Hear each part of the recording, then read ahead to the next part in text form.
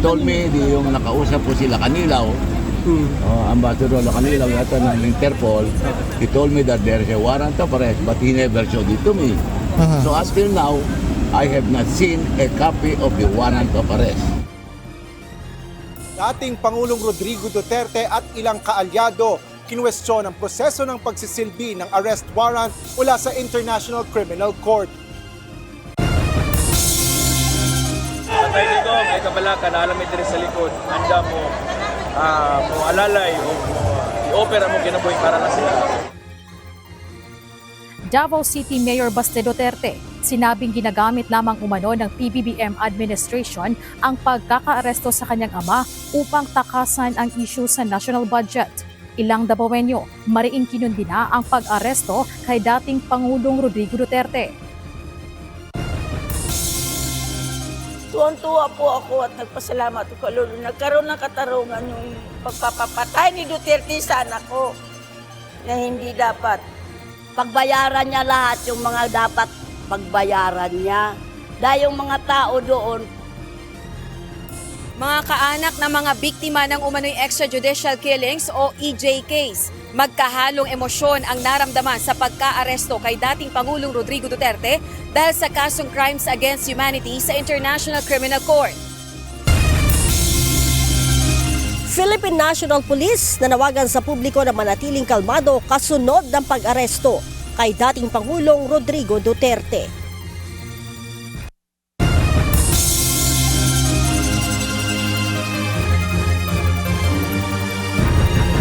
Magandang hapon Pilipinas at sa buong mundo. Tayo po ay sabayang napapakinggan sa Radyo La Verdad 1350 ang UNTV Radio. Una sa ating mga balita. Kinwestiyon ng mga abogado ni dating Pangulong Rodrigo Duterte ang proseso ng pag-aresto sa dating Pangulo kanina pagdating nito sa Ninoy Aquino International Airport mula sa Hong Kong. Inireklamo ng mga ito ang hindi pagpayag ng mga otoridad na makalapit sila sa dating Pangulo at ang anila ay hindi maipakitang kopya ng warrant of arrest mula sa International Criminal Court. Mula sa Villamor Air Base sa Pasay City, ito ang balita ni Asher Cadapan Jr. live. Asher, nasaan na ngayon si dating Pangulong Duterte at saan ito sunod na dadalhin?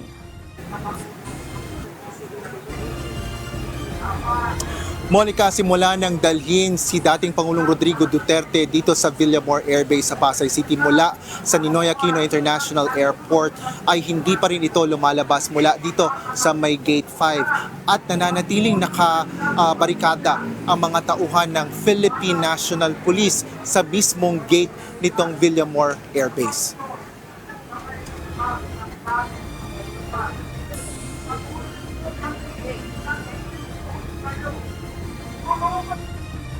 Bandang alas 9:30 ng umaga nang lumapag sa Ninoy Aquino International Airport ang eroplanong sinakyan ni former President Rodrigo Duterte mula sa Hong Kong. Kasama ng dating Pangulo ang kanyang anak, apo, partner na si Hanilet Avancena at si former Executive Secretary Salvador Medjaldia. Ngunit maaga pa lang ay nagtipon-tipon na rin sa terminal ang mga kawani ng Philippine National Police kasama ang Criminal Investigation and Detection Group at Department of Justice. Agad na isinilbi ng mga ito ang warrant of arrest kay dating Pangulong Duterte at saka idiniretso sa Villamor Air Base.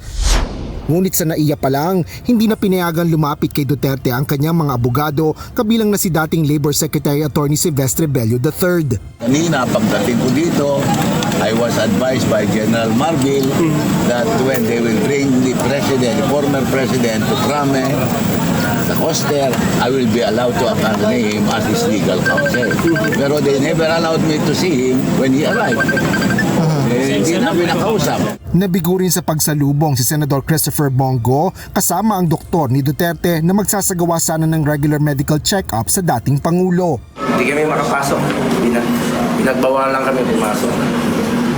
Kinansel lahat yung pass namin. Pagdating sa Villamor Air Base, hindi rin pinapasok sa loob ng compound sina Senator Bongo at mga abogado nito. Sinubukan pang pumasok ng legal counsel ni Duterte para makausap ang dating Pangulo, dala ang ilang dokumento, ngunit hindi rin sila nakapasok. Kaya nagabang na lang din ang mga ito sa labas ng gate ng Villamor Air Base kung saan nakabarikada na ang mga pulis. Duda naman si Atty. Bello sa hakbang na ito ng mga otoridad dahil wala pa rin anya silang nakikitang kopya ng warrant of arrest. He told me, yung nakausap ko sila Kanilaw, Ambassador Kanilaw yata ng Interpol, he told me that there's a warrant of arrest but he never showed it to me. So until now, I have not seen a copy of the warrant of arrest. So it's illegal, siyempre. Well, my assumption is illegal ang arrest niya dahil wala pinapakita sa amin. Kung meron sana, di pinakita sa akin. Yes. That's the legal basis for his arrest.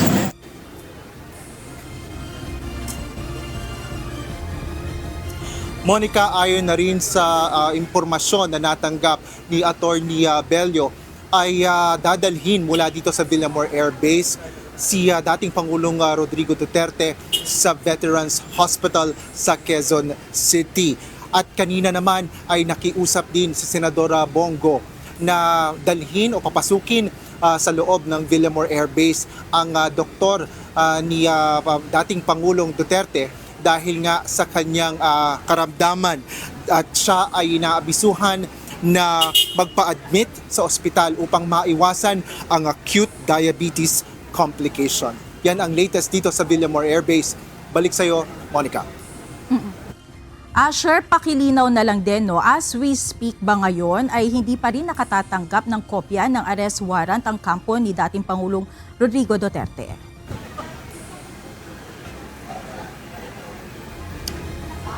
Monica, pakiulit. Sa ngayon ba, Asher, as we speak, no, sa mga oras na ito ay nakatanggap na ba ang kampo ni dating Pangulong Rodrigo Duterte ng kopya ng arrest warrant?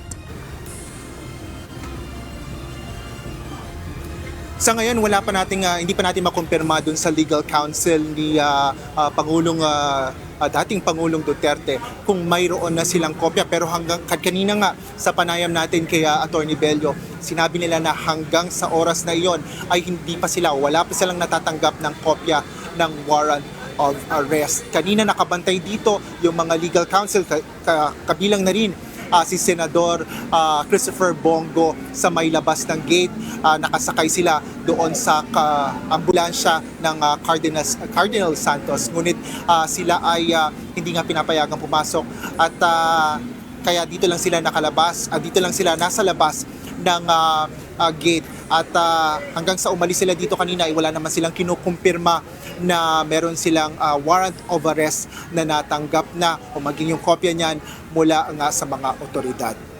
Monica. Oo. Asher, kung hindi pa sila nakatatanggap doon ng arrest warrant mula sa kanino man, alam na ba ng kampo ni dating Pangulong Rodrigo Duterte kung ano yung grounds mismo kung bakit siya inaaresto? Asher. Monica, wala pa ring ideya kanina yung ilan dun sa ating dun sa mga legal counsel nga ni dating Pangulong Duterte na kung ano yung basehan nito, kundi yun lamang na impormasyon na arrest warrant na nanggagaling mula yan sa International Criminal Court.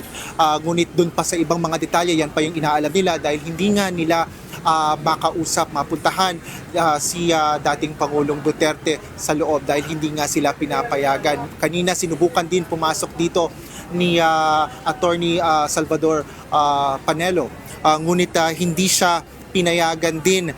Meron nga ang iba pang mga dokumento na dala-dala sila na sabi nila ay kailangan nilang kausapin si dating Pangulong Duterte, ngunit hindi rin sila pinayagan ng mga otoridad na makapasok mula dito sa Gate 5 ng Villamor Air Base. Monica. Sure, gusto ko lang din na linawin kasi itong nangyaring pag-aresto ay involve hindi lamang ang Pilipinas kundi maging ang Interpol. Pagdating ba sa proseso ng pag-aresto, ano yung talagang protocol na isinasagawa ng Interpol kapag meron silang mga inaarestong mga individual? Asher. Yes, kanina Monica, pinapaliwanag din yan nila attorney, kanina nakausap natin dito sina attorney Bello nga at sinasabi nga nila na dapat ay maipakita nga na warrant of arrest na manggagaling nga sa Interpol o kung meron man silang manggagaling yan sa Department of Justice dahil Department of Justice ang siyang magpapatupad nitong arrest warrant dito para sa pag-aresto nga ni dating Pangulong Duterte. Ngunit ito nga yung kanilang hinahanap at hindi nila nakita, walang naipakita dito ang mga otoridad sa kanila. Kaya nga ang sinasabi ni Atty. Bello para sa kanila ay illegal yung pag-aresto dahil kung wala nga silang arrest warrant na natatanggap.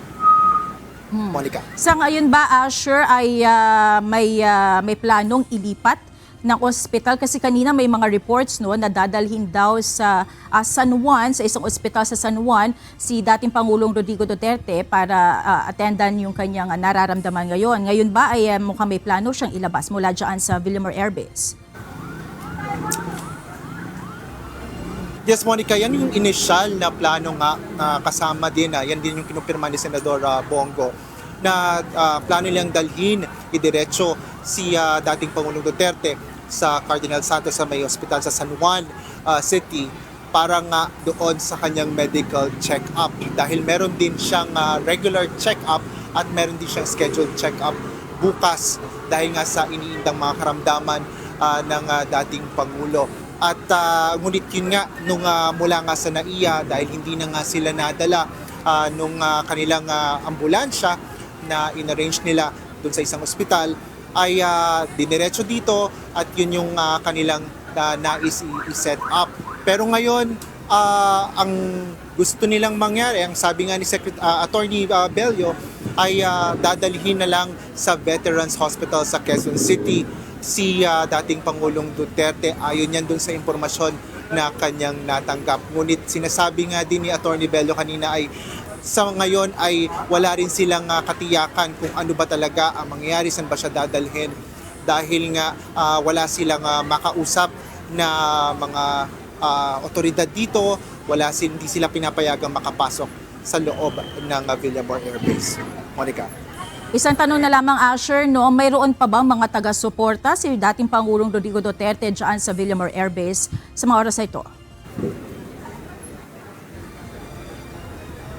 Yes, marami ditong mga dumating na taga-suporta.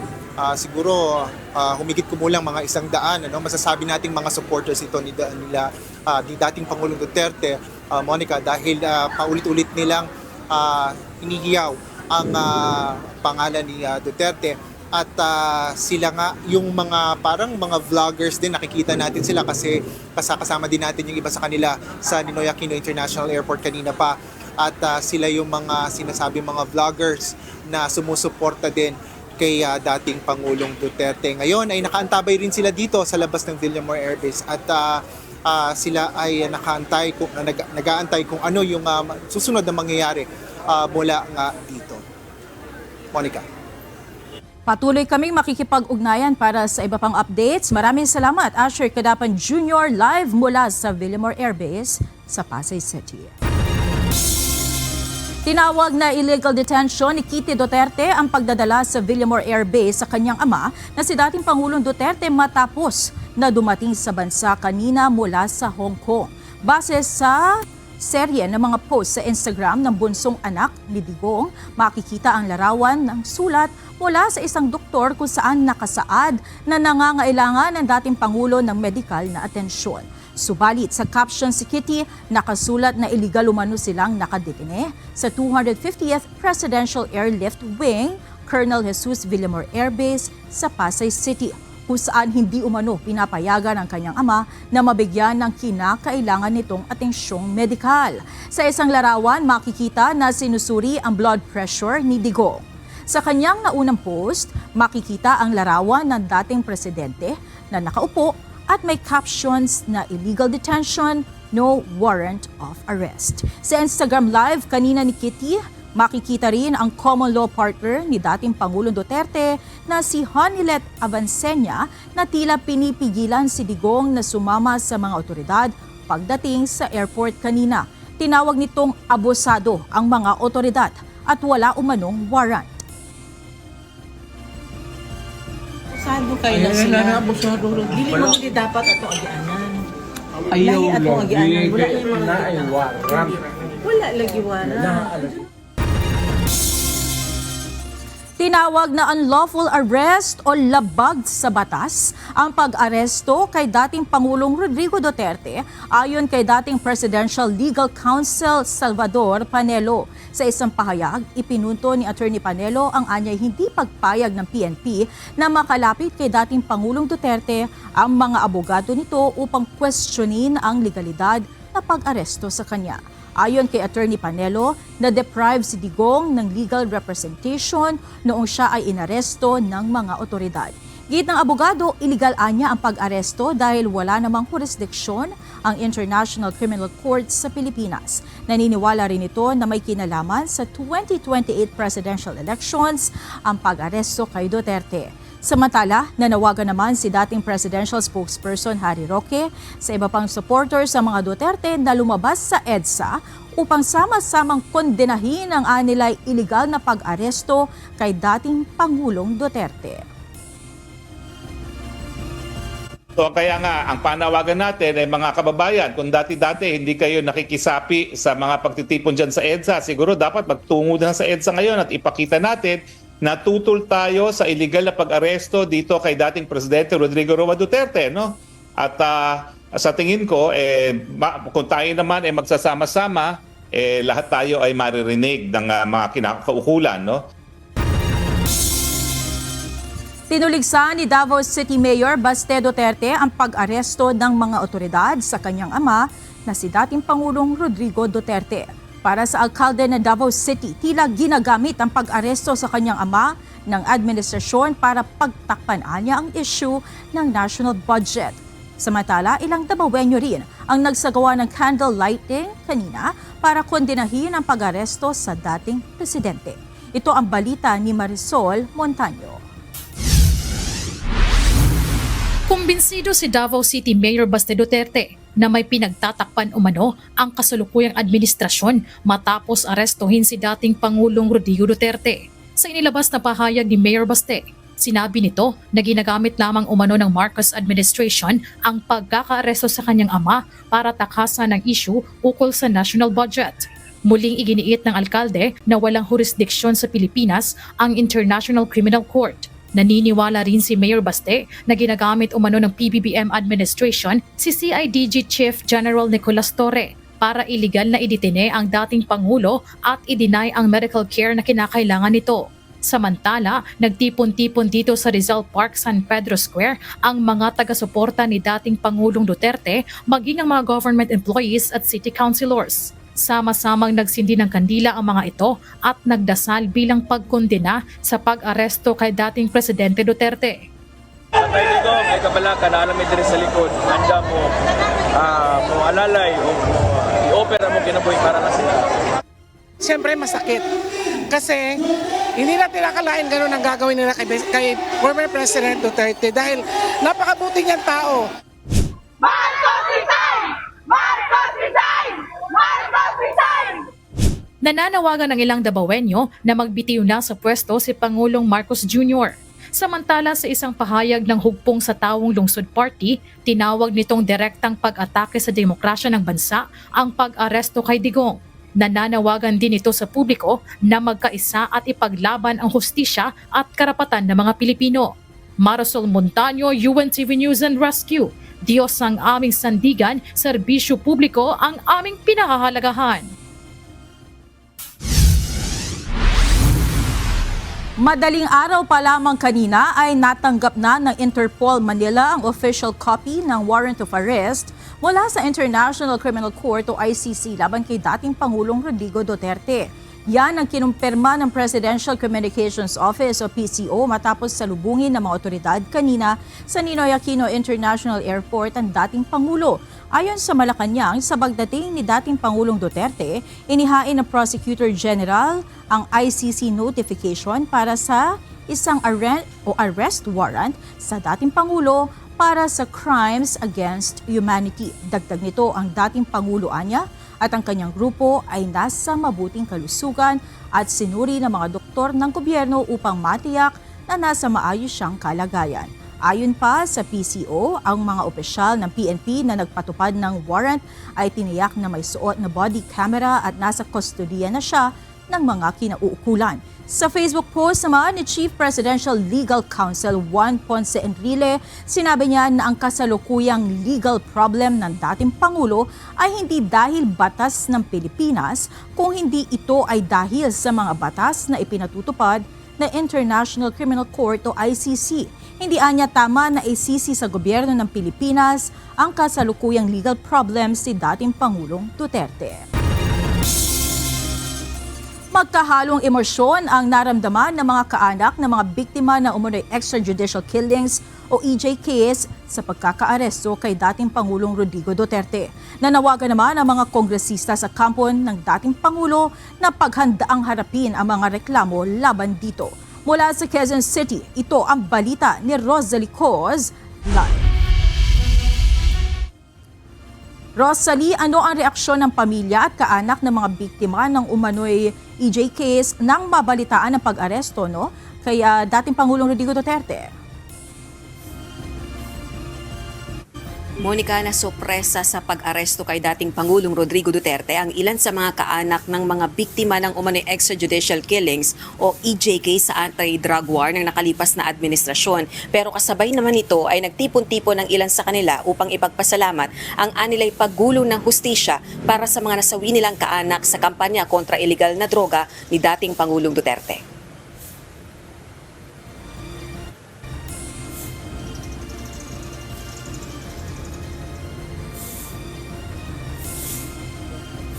Maluha-luha sa tuwa. Ito ang reaksyon ng mga kaanak ng mga biktima ng umano'y extrajudicial killings o EJKs sa anti-drug war ng administrasyon ni dating Pangulong Rodrigo Duterte nang ito ay maaresto kaninang umaga. Bunso dito ng nakasampang kaso na crimes against humanity sa International Criminal Court o ICC laban sa kanya. Si Nanay Teresita, nasawi ang anak na si Jonard Campo noong 2016. 31 taong gulang pa lamang ang anak ng mapatay nang hindi tukoy na salarin at pinagbintangan umanong sangkot sa illegal na droga. Tuwan-tuwa po ako at nagpasalamat ako. Nagkaroon ng katarungan yung pagpapapatay ni Duterte sa anak ko na hindi dapat. Si Nanay Belen naman naulila ng anak na si Marcel noong August 2016. Nais nitong makulong si dating Pangulong Duterte dahil sa madugo nitong anti-drug war. Pagbayaran niya lahat yung mga dapat pagbayaran niya. Dahil yung mga tao doon, pwede naman ikulong yun kung dapat hindi niya pagpapatayin. Dahil kawawa naman para makaisip pa ng pagbago ba. Yung mga nagaganyan, bigyan nila ng pagkakataon. Samantalang si Aling Yunila naman, awang-awa sa mga apo dahil nasawi ang manugang na si Dante Santos sa anti-drug war noong August 2017. Naulila ng maaga ang mga apo nito. Hirap na kami. Maliit pag-iiwan ng akong dalawang apo niya, anak niya. Tinapon niya sa area hindi namin alam nga pinatay siya 3 araw lang nalaman namin kinuha na siya sa punerarya. Ang tiyuhi naman ni Kian de los Santos, ang 17 taong gulang na binaril ng walang kalaban-laban sa isang anti-drug operation sa Caloocan City, umaasa ng due process para kay dating Pangulong Duterte matapos maaresto, bagay na ipinagkait umano sa kanyang pamangkin. Yung aking ang pamangkin hindi nga nadala sa korte. Ang daming akusasyon na binato noong pinatay ito. Mapalad ang ating Pangulo dahil mabibigyan siya ng pagkakataon na ipagtanggol ang kanyang sarili. Hiling na mga ito ang tuloy-tuloy na pagkamit ng hustisya para sa mga nasawing kaanak. Ganito rin ang pananaw ng chairperson ng House Committee on Women and Gender Equality na si Bataan 1st District Representative Geraldine Roman. Anya, patunay ang pag-aresto kay FPRRD ng pagrespeto ng bansa sa mga umiiral na panuntunan sa mundo. This is proof that the Philippines is a country that respects the rule-based order in the world and that we uphold the rule of law. Nobody is above the law. And as a nation that prides itself in respecting that rules-based order around the world, wala tayong choice kundi mag-cooperate. Samantala, nanawagan naman ang mga kongresista sa kampo ni dating Pangulong Duterte na paghandaan na ang mga reklamong kinakaharap nito. Ayon kay House Senior Deputy Speaker, Pampanga 3rd District Representative Aurelio Gonzales, kailangan ng sagot ng sambayan ng Pilipino at ng mundo at dapat harapin ng dating Pangulo ang epekto ng mga aksyon nito.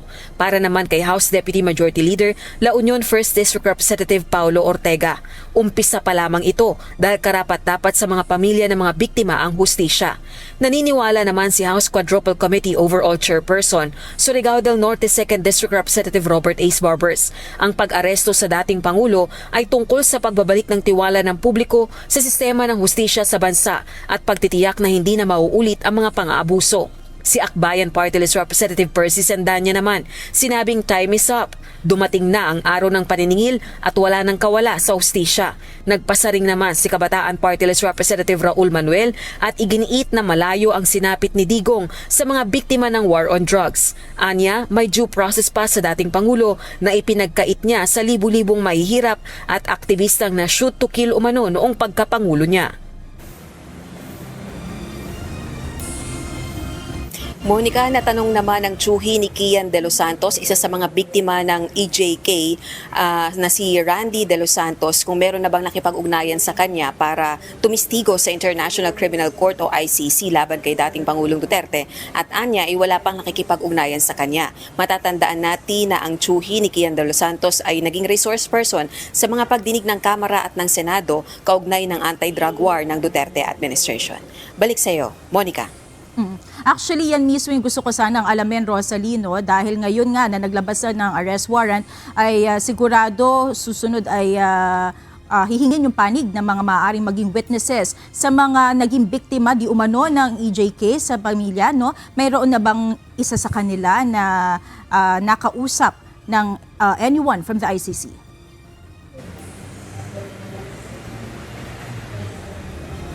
Yun nga, Monica, dito sa ating mga nakapanayam na mga kaanak ng mga biktima ng umano'y EJK, kabilang na si Randy De Los Santos, ang tsuhi ni Kian De Los Santos, hanggang sa mga oras na ito ay wala pa siyang nakakausap o wala pa lumalapit sa kanya para alukin siya na tumistigo sa ICC at kailangan niya ring makipag-ugnayan sa kanyang abogado kaugnay nito. At pare-pareho sila na nagulat sa balita nga na inaresto si dating Pangulong Rodrigo Duterte ng mga otoridad sa bisa ng arrest warrant ng ICC kaugnay ng crimes against humanity and murder na kinakaharap ng dating Pangulong Duterte dahil sa anti-drug war.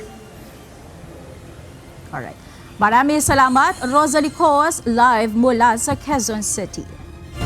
Hindi lamang umano kay dating Pangulong Rodrigo Duterte nagtatapos ang utos sa pag-aresto ng International Criminal Court o ICC sa mga personalidad na dinadawit sa tinaguriang war on drugs ng kanyang administrasyon. Posibleng ipaaresto rin ng ICC ang iba pang personalidad na may kinalaman sa pagpapatupad ng madugong kampanya kontra iligal na droga. Mula sa Maynila, ito ang balita ni Benedict Samson live. Benedict, sino-sino pa ba ang posibleng kasunod na ipaaresto ng ICC? Magandang gabi, Monica. Ayon nga sa human rights lawyer na si Attorney Nery Colmenares, posibleng maiparesto yung mga naging hepe ng pambansang pulisya noong ipinatupad itong madugong kampanya kontra iligal na droga. Baka may mga tatamaan din na ibang tao, depende syempre yan sa ICC na mag-issue ng warrant of arrest sa mga subordinates ni President Duterte dahil hindi naman pwedeng si President Duterte lang mag-isa ang nag-execute ng EJK ng libo-libo mula Apari hanggang Hulo.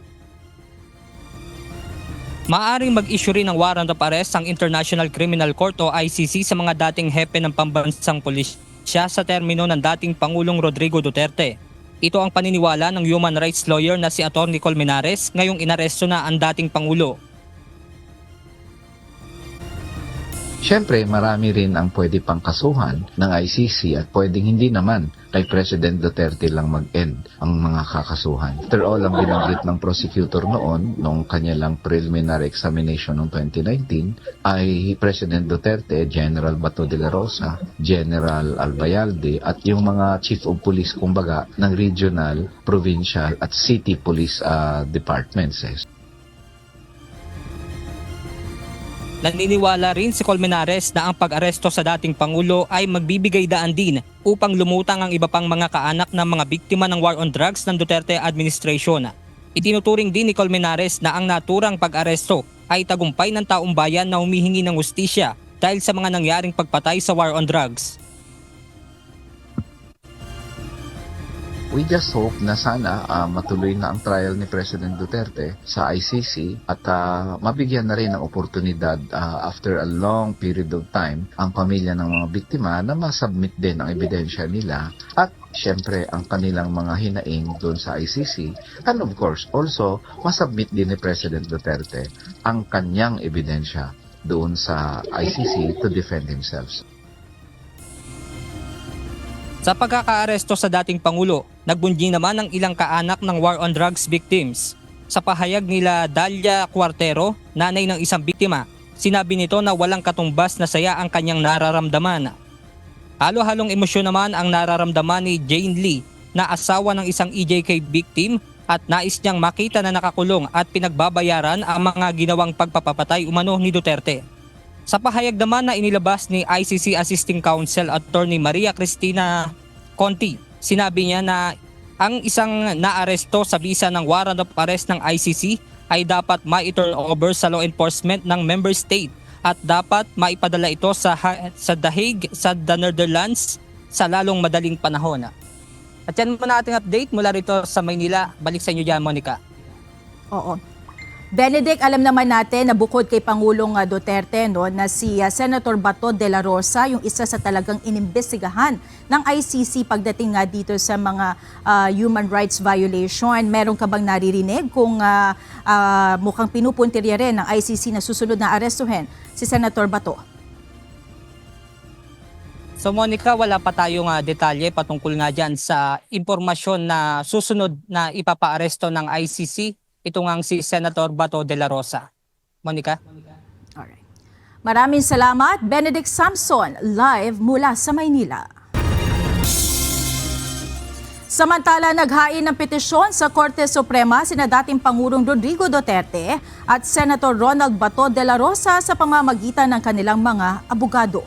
Kasunod ito ng pag-aresto sa dating Pangulo sa bisa ng arrest warrant na inilabas ng ICC. Mula sa Supreme Court sa Maynila, ito ang balita ni Dante Amento live. Dante, ano ba ang hinihingi nilang agarang remedyo sa Korte Suprema? Magandang gabi, Monica. Matapos nga ang isyuhan ng arrest warrant ng International Criminal Court si dating Pangulong Rodrigo Duterte, pagdating niya kanina mula sa Hong Kong ay dumulog si dating Pangulong Rodrigo Duterte, gayon din si Senador Ronald Bato de la Rosa dito sa Korte Suprema at isang petisyon nga ang kanilang inihain sa kataas-taasang hukuman.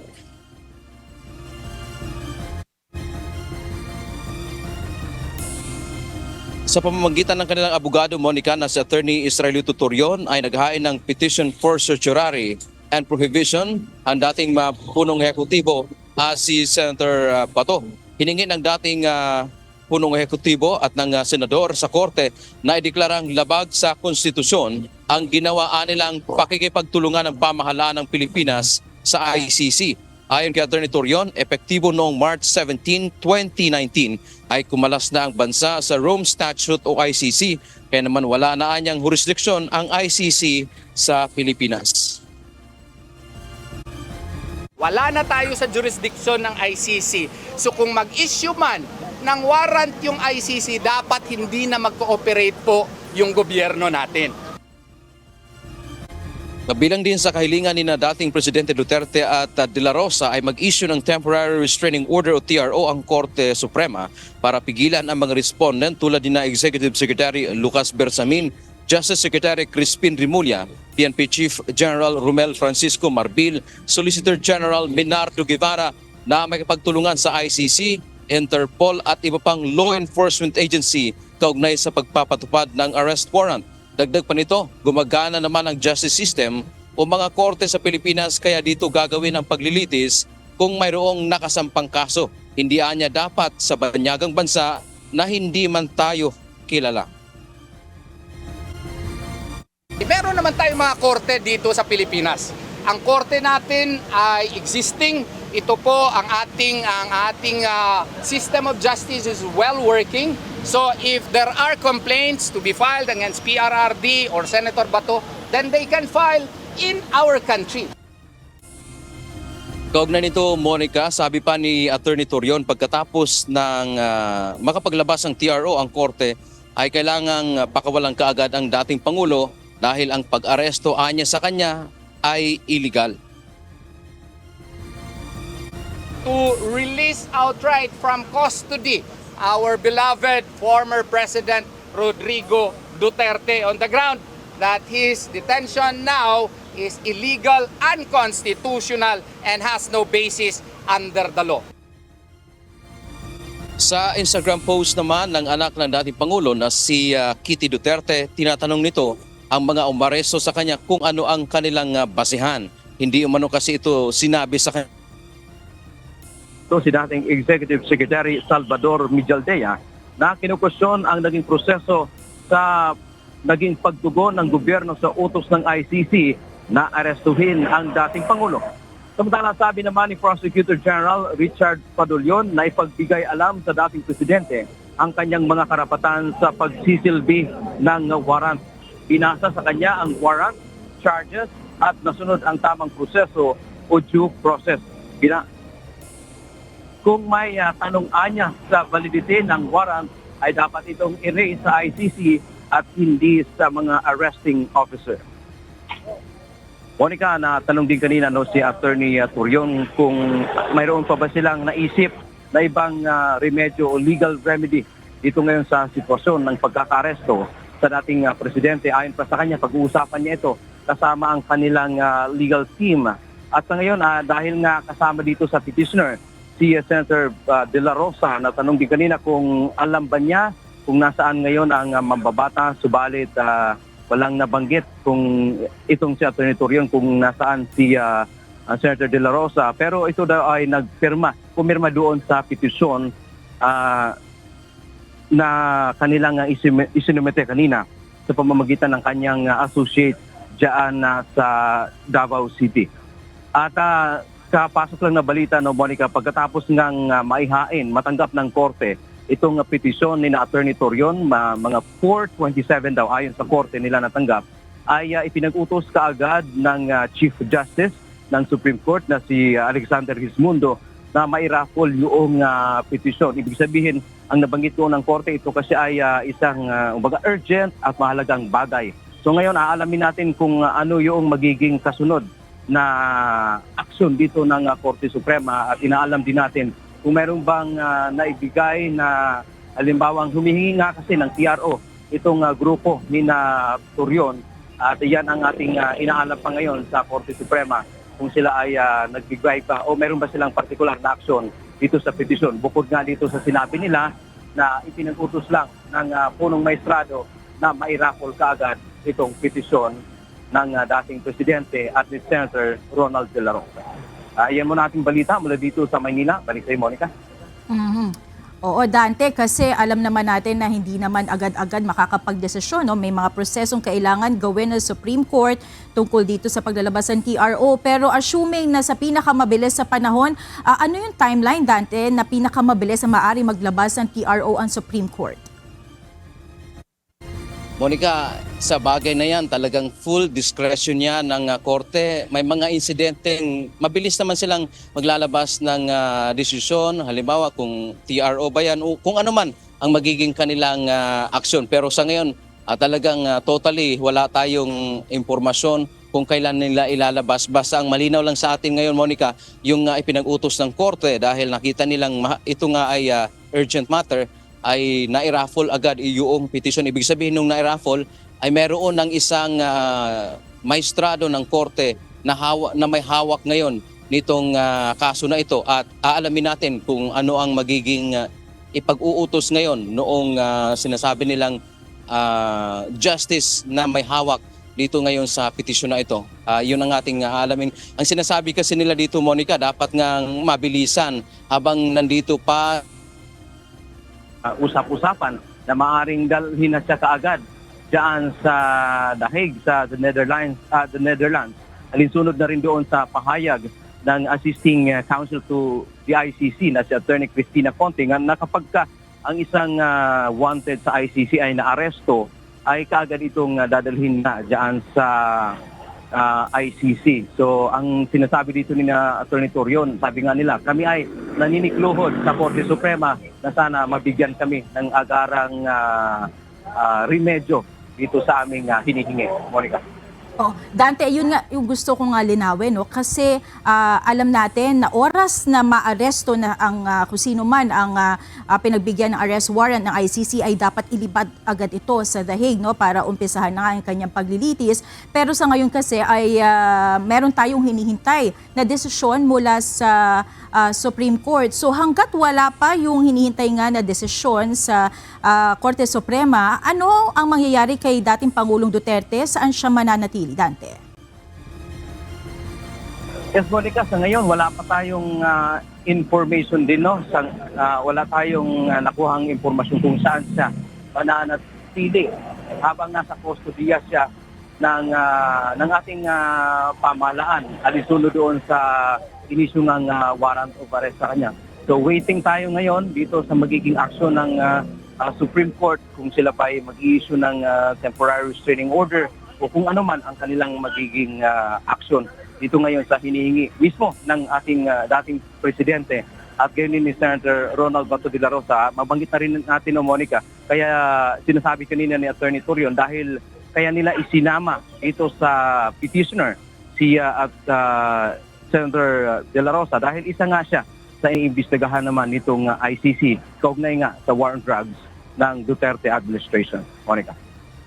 At dati huling tanong na lamang, at alam naman natin isa sa mga petitioner nga ay si Senator Bato de la Rosa at bagamat hindi natin alam kung nasaan siya ngayon, siniguro ba ng kanyang abogado na hindi ito tatakasan o haharapin ito ni Senator Bato de la Rosa, Dante?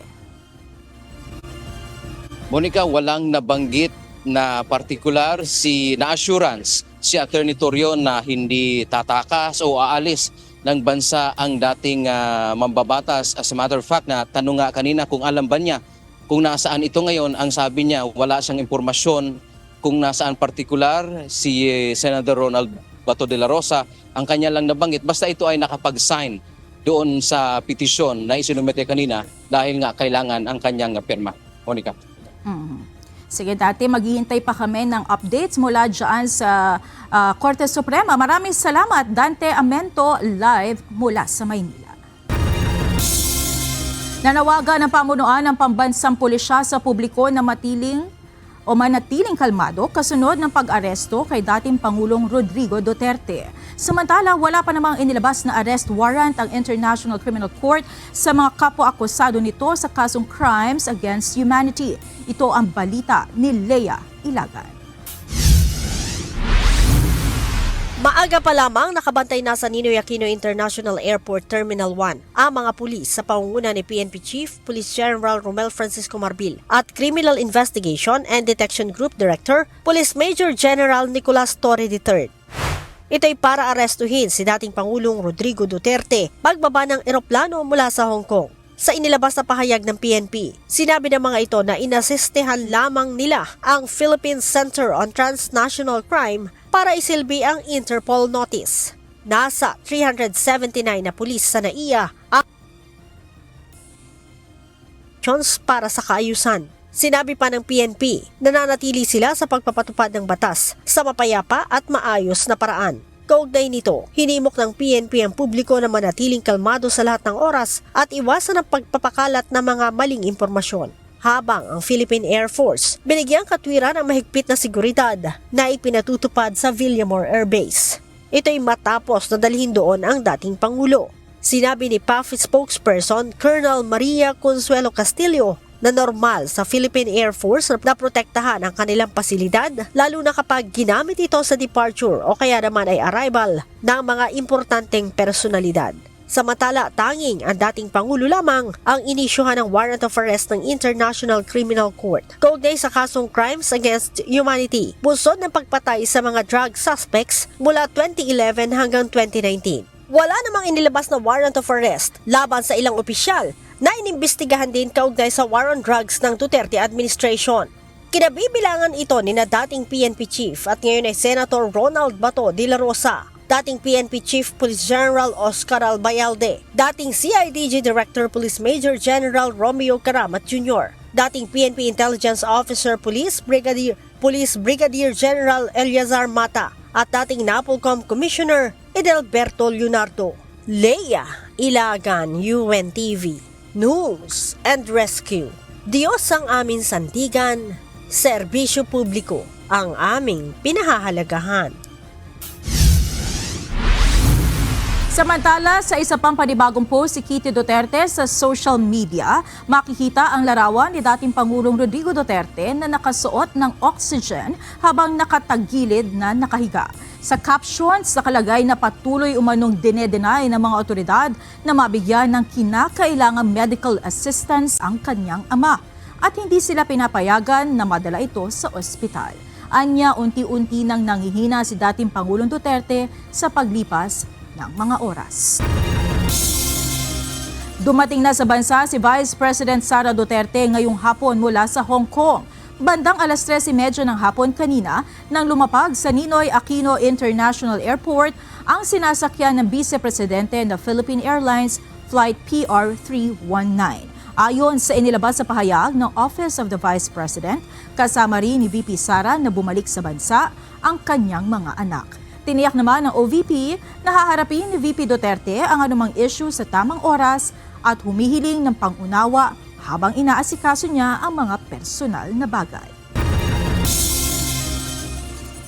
Inihayag ngayon ng Commission on Elections o COMELEC na fake news ang kumalat na balita hinggil sa umano'y vote buying sa isang political rally sa Hong Kong para sa eleksyon 2025. Ayon kay COMELEC Chairman George Erwin Garcia, walang kumpirmasyon ng nasabing ulat, kaya ito ay fake news. Nauna nang sinabi ng poll body na makikipag-ugnayan sila sa Konsulado ng Pilipinas sa Hong Kong para i-verify ang kumalat na balita online, kung saan binigyan umano ng tig 200 Hong Kong dollars o katumbas ng 1,500 pesos ang bawat overseas Filipino worker na dumalo sa nasabing political rally.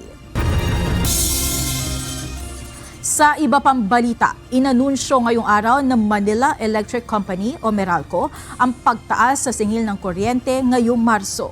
At dahil sa inaasahang dagdag bayarin ngayong buwan, ay kanya-kanya diskarte ang mga consumer sa pagtitipid sa kuryente.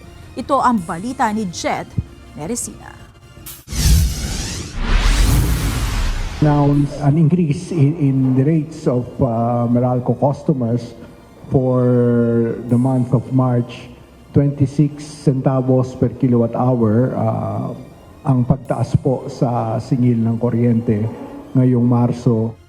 Kinakailangang magtipid muli sa pagkonsumo ng kuryente. Ito ay kasunod ng inanunsyong dagdag singil ng Manila Electric Company o Meralco sa mga customer ngayong Marso. Ayon sa Meralco, halos 26 na sentimo ang dagdag sa kada kilowatt hour, kaya halos 13 piso kada kilowatt hour ang kabuoang rate para sa isang pangkaraniwang pamilya. Madadagdagan ng 53 pesos ang babayaran ng isang residential customer na kumukonsumo ng 200 kilowatt hour kada buwan. 79 pesos naman ang dagdag sa electric bill kung umaabot ng 300 kilowatt hour ang konsumo. 106 pesos naman kung 400 kilowatt hour at 132 pesos naman ang increase kung umaabot sa 500 kilowatt hour ang gamit sa kuryente. Ayon kay Meralco spokesperson Joe Saldarriaga, pangunahing dahilan nito ay ang pagtatapos ng regulatory reset fee adjustment noong nakaraang buwan at ang mas mataas na transmission charge. Pangunahing sanhi o yung pinakamalaking figure yung nawala na po kasi yung 22.64 centavos kada kilowatt hour na reset fee na naging adjustment last month na reduction. So since wala na yon, bumalik na po dun sa dating rates. Nakaapekto pa rin ho yung almost 13 centavos na increase sa pagtaas ng transmission charge Bunsod naman po ng mas mataas na halaga ng ancillary service charge. Meron din 3.5 centavos na increase sa feed-in tariff allowance. Na-mitigate ng naturang increases yung mas mababang generation charge for the February supply month na may impact naman sa March billings ng customers ng Meralco. Kaya para kay Joan Punong Bayan, panibagong adjustment na naman aniya ang kailangan nilang gawin dahil sa pagtaas ng kuryente ngayong buwan.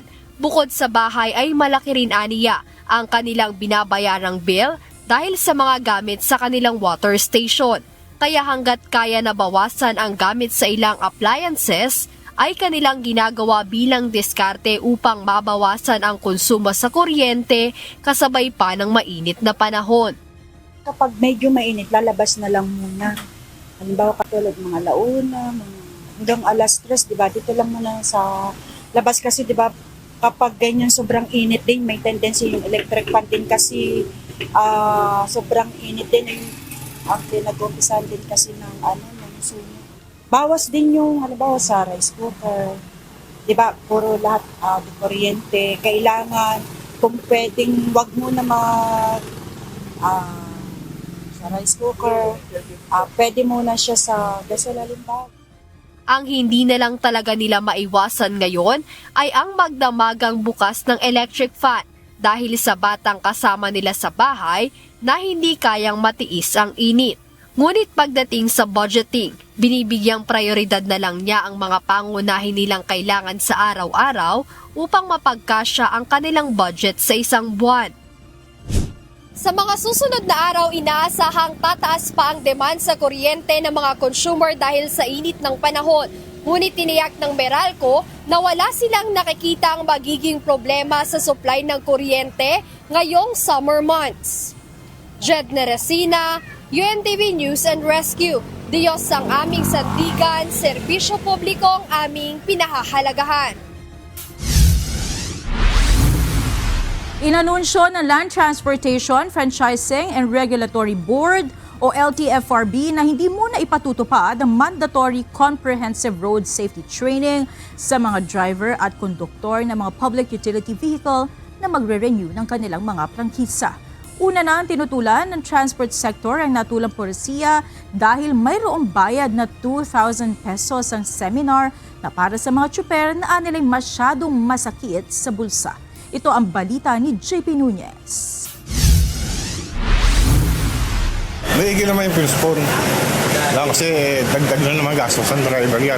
Okay lang i-cancel nila yun kasi wala naman talaga kami ibabayad sa ganung halaga. Laki naman, 2,000. Nakahinga ng maluwag ang mga public utility vehicle driver. Ito'y dahil sa anunsyo ng Land Transportation, Franchising and Regulatory Board o LTFRB na hindi na muna ipatutupad ang mandatory comprehensive road safety training na nakaayon sa Memorandum Circular 2024-040. Sa inilabas na dokumento ng LTFRB, nakasaad na kailangang magbayad ng mga PUV driver at konduktor ng 2,000 pesos na minimum prescribed fee para sa mandatory road safety training na isasagawa ng mga accredited driving school. Required ang training sa mga magre-renew ng prangkisa at layunin nitong mapababa ang bilang ng mga aksidenteng kinasasangkutan ng mga pampublikong transportasyon. Para sa mga tsuper, malaking halaga na rin ang 2,000 piso dahil ilang araw na din nila itong dapat nakitain. Mabigat sa driver yun. Siyempre. Kasi yun na kinikita namin mga driver, tapos dadagdagan pa nila. Malaking bagay sa sa driver yung 2,000. Halos na yun. Halos ilang araw rin namin kikitain 2,000 na yun sa panahon ngayon. Siguro mga siguro 3 araw, ganun.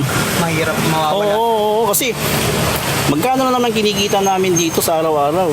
Sa pananaw ng mga tsuper, hindi naman kailangang lahat ay sumailalim sa training dahil hindi naman lahat ng tsuper ay walang disiplina sa kalsada. Sanaan nila ang i-require sa mga seminar ay yung mga tsuper na maraming paglabag sa mga batas trapiko. Yung talagang walang disiplina, kailangan lang na talaga i-seminar nila. Yun naman matitinong driver, nakapasama lang naman sa ano. Kailangan naman sa hindi matinong driver, yun lang i-seminar nila. Yung aksidente talagang nasa driver yun. Kasi may mga driver na na talagang siguro nagmamadaling kumita o ayun, nagkakaroon ng problema yung sasakyan. Sa driver din yan.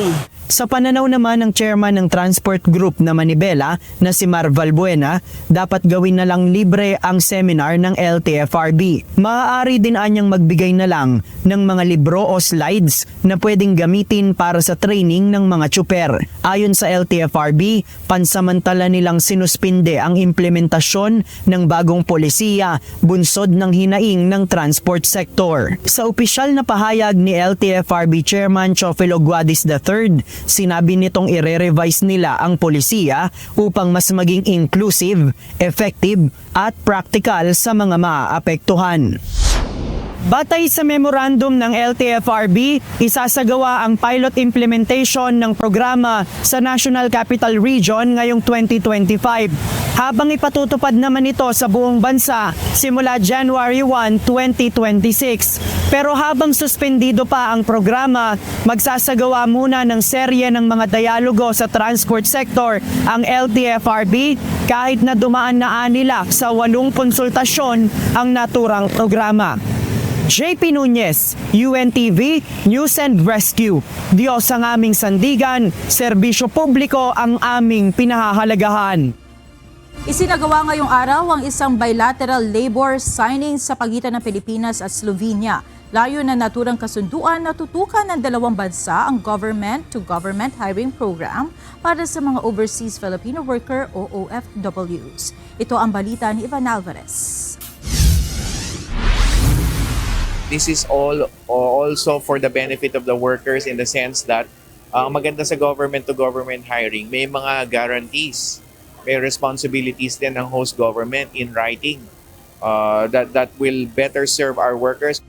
Pagtutuunan ng pansin ng Pilipinas at Slovenia ang mas malalim pang ugnayan pagdating sa labor relations at mobility.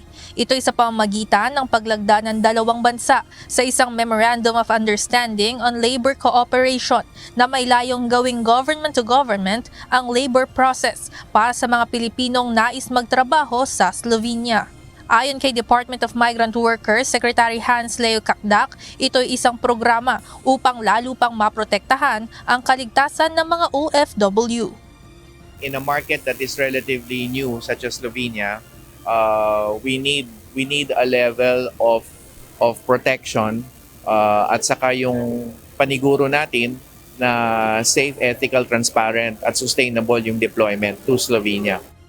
Ayon sa kalihim, isasagaran siya pagdating sa government-to-government hiring kaysa private processing ay ang kasiguraduhan na mayroon silang malalapitan oras na mangailangan sila ng tulong. Bukod dito, walang babayarang placement fee sa mangyayaring recruitment process at bibigyan din ng upskilling ang mga interesadong mag-apply papunta sa naturang bansa. Ayon naman sa Deputy Prime Minister ng Slovenia na si Tanja Fajon, hanga sila sa pagiging professional at flexible na mga Pilipino, kaya naman nangangailangan pa sila ng mas maraming skilled workers sa kanilang bansa. In Slovenia, almost all industries are experiencing labor shortages. So we are very interested in cooperation with the Philippine side in the field of employment. Siniguro naman ni Secretary Kakdak na kasabay ng malaking demand para sa mga skilled Filipino worker abroad ay ang maayos na pagmamanage ng pamahalaan sa mga manggagawang Pilipino na pinipiling lumabas ng bansa upang maghanap buhay. Ivan Alvarez, UNTV News and Rescue. Diyos ang aming sandigan, serbisyo publiko ang aming pinahahalagahan. Sa Instagram post si Kitty Duterte, tinatanong ng dating Pangulong Rodrigo Duterte ang mga umaresto sa kanya kung ano ang kanilang basehan. Ayon kay Digong, hindi kasi sinabi sa kanya ang dahilan ng pag-aresto. Kita rin sa video na kasama nito si dating Executive Secretary Salvador Medialdea na kinakwestiyon ang naging proseso sa naging pagtugon ng gobyerno sa utos ng International Criminal Court na arestuhin ang dating Pangulo. For detention and the basis for detention. So, what is the law and what is the crime that I committed? Show to me now the legal basis for my being here. As apparently I was brought here not of my own volition. It's somebody else's. Kung hindi ibang tao, ikaw siguro, because this is your structure. So you have to answer now for the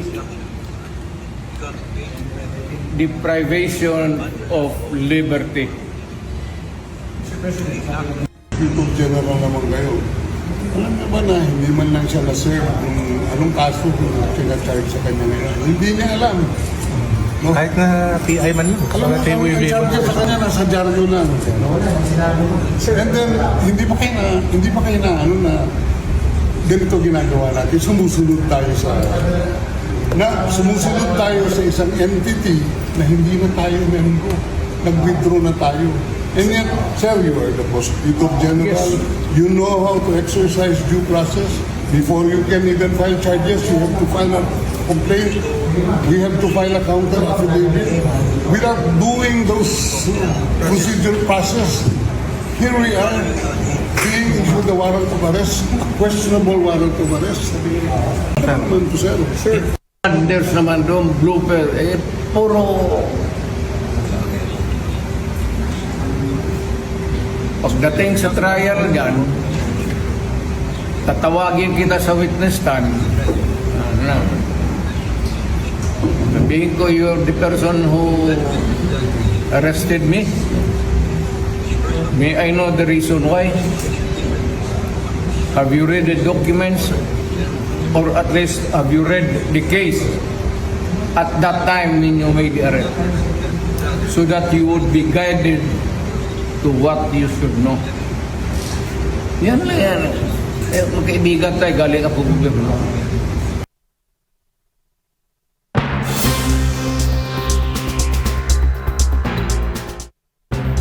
Wala pa rin kuryente ang nasa mahigit 170,000 bahay sa East Coast ng Australia dahil sa naiwang pinsala na Cyclone Alfred. Ayon sa Australian authorities, nanatiling nakataas ang flood at severe weather warnings, partikular sa Queensland at New South Wales. Tiniyak naman ni Prime Minister Anthony Albanese na nakatutok ang mga otoridad sa sitwasyon. Kasabay ng babala sa mga residente na huwag maging kampante dahil posible pang magkaroon ng river flooding bunsod ng naiwang volume ng ulan ng nagdaang bagyo.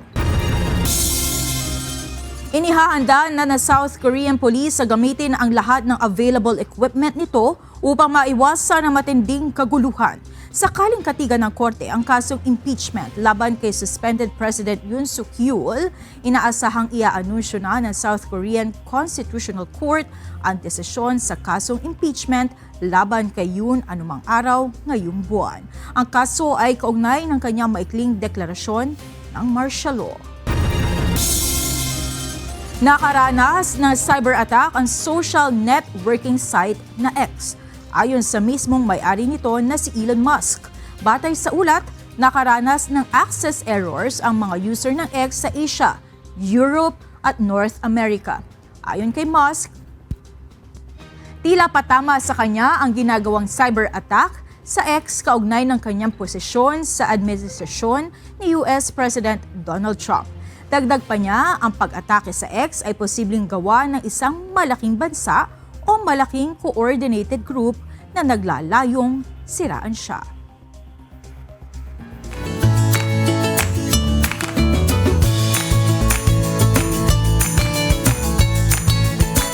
Narito na ang ating mga naging kausi ngayong araw ng Martes. Maraming salamat at shoutout po kina Theo Castro, Eileen Sapong, Maximino Tenorio, Juliet Francisco, Urbano Ginto at Rogelio Arrogante. Mga kasambahay, kung may mga istorya po kayong nais balikan sa Ito ang Balita, pwede niyo po ito muling mapanood sa aming mga official social media account.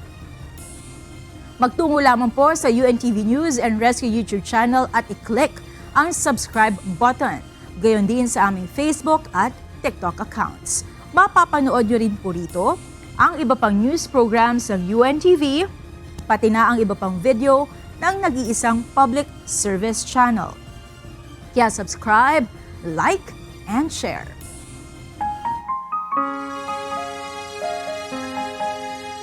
Darito naman ang salita ng Diyos na ating sandigan mula sa Aklat ng Kawikaan, Kapitulo 30, versikulo 5, na nagsasabi, bawat salita ng Diyos ay subok. Siya ay kalasag sa kanila na nanganganlong sa Kanya.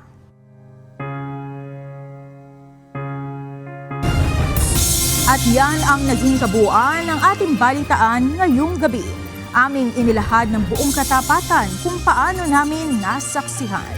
Kayo'y makapagtitiwala na ang aming nakita at narinig ang aming ibinabalita. At dito sa UNTV, Diyos ang aming sandigan, serbisyo publiko ang aming pinahahalagahan. Magandang gabi.